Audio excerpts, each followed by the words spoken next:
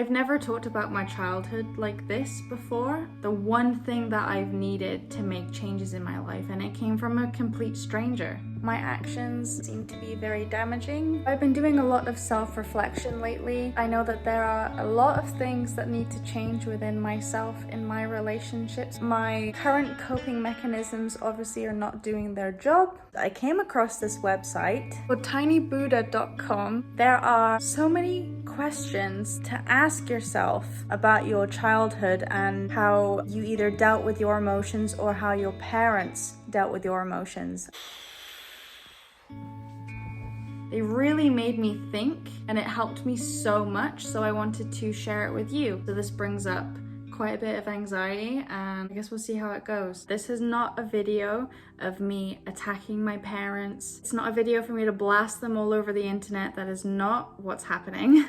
Everyone has a past, and everyone also has a story that needs to be told.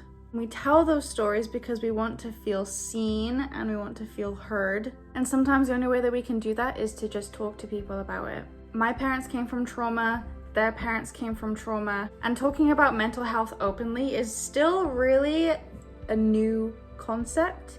So I don't hold anything against them. They've changed since then. I think that's what matters more than what they did, because they chose to change instead. So question number 1 is, how did your parents respond to your feelings? It's quite difficult for me to try and express what happened in my childhood because, if I'm honest, I don't really remember 95% of it. My brain was just like shut down, complete coping mechanism. I think from moving around to so many different countries and not having consistent family or friends, my favorite thing to do was to shut myself away and isolate. So I'll start with my mum. Depending on the day and how my mum was doing or feeling depended on how she responded to my emotions. And it also depended on what emotion I was showing and what I needed to talk about as well. So I was always quite nervous to come to my mum about needing to talk about certain things. If it was anything personal, like I needed advice or I was upset about something, I could always come to her to talk about those things. She never ever made me feel uncomfortable, and even now I can come to her and talk to her about anything. So I can appreciate her for that one. My dad worked 3 jobs at one point. I never really saw my dad much. He was always working. So coming to my dad about things wasn't exactly easy. He was very on edge and angry a lot. Surprise, it's day 2. Yesterday I was recording most of that video and then my ADHD kicked in and I got extremely distracted and forgot to record the rest. So here I am. If I ever had to come to my dad about family issues, the conversation was very, very short. I never really got the resolution or reassurance that I needed. Probably because he was already too stressed to want to deal with it even more and explain what was happening to me. When it came to the reaction of my dad about my emotions, I think from what I can remember, it always seemed as though he always had something else that he needed to do. So second question, were they generally open, attentive, and responsive to your feelings? I feel like I kind of answered the responsive parts because it really just depended on the day for both my parents. Open, that was a gamble. Attentive, they never denied me a chance to tell them that something was wrong, so that's always good. Third question, did they get anxious or uncomfortable when you expressed certain emotions? Anger, sadness, fear, joy. So anger was shut down by both of my parents. When I was younger, my mum had a very big power trip until I basically got a voice of my own and set some boundaries. It was her way or the highway.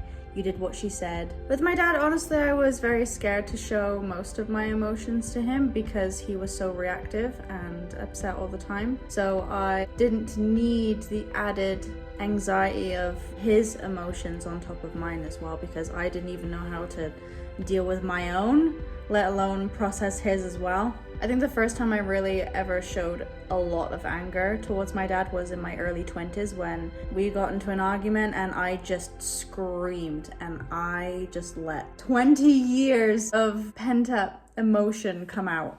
Oops. For those who like astrology, my parents, both of them are April Aries, and so they butt heads all the time as a married couple. They're divorced now, but they are great friends. So all they wanted to do was basically throw the kitchen sink at each other, and they were yelling and fighting all the time. Basically what most of my relationships have been like, because that was a norm for me growing up. That was my environment. When it comes to showing sadness to my parents, that was kind of met on more of a neutral ground, because what I was met with wasn't very emotional, but it wasn't emotionless either. Joy and happiness was met with a smile, but it was very short-lived. Now think about whether or not your answers remind you of your romantic relationships in any way. And yes, they do. I understand where my isolation comes from. Also where my inability to show vulnerability and ask for help. Luckily, my boyfriend is very patient with me, ridiculously patient with me. He always tells me that I can come to him and I can talk to him about anything. It's taken me a very long time to be able to comprehend that. I'm learning to let down my walls a little bit at a time each day. It's so freeing. Sometimes all it takes is just being a little bit self-aware about the things that you're doing and why you do them. It's definitely helped me, that's for sure. I want to be a better person, I want to be a better partner and have good relationships and not isolate myself. Sometimes all someone needs is just an outside perspective. I feel like that is my biggest reason why I record my videos. There's been so many times in my life where someone has just said something or I've just read something and it has been the one thing that I've needed to make changes in my life, and it came from a complete stranger. So I want to be that stranger for you. I hope you enjoyed this video. I really enjoyed doing this research and asking myself these questions. Maybe you can ask yourself these questions and let me know what your answers are in the comments. I would love to read about it.